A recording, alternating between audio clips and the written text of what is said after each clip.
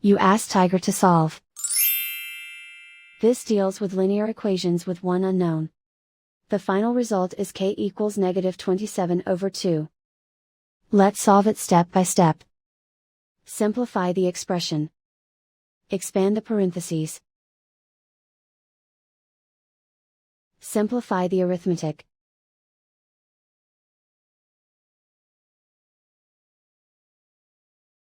Group all constants on the right side of the equation.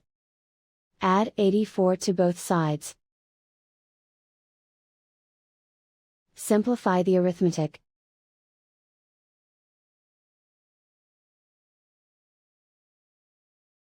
Isolate the k.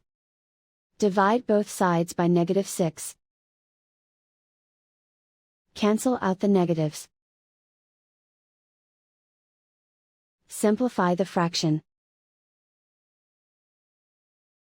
Move the negative sign from the denominator to the numerator.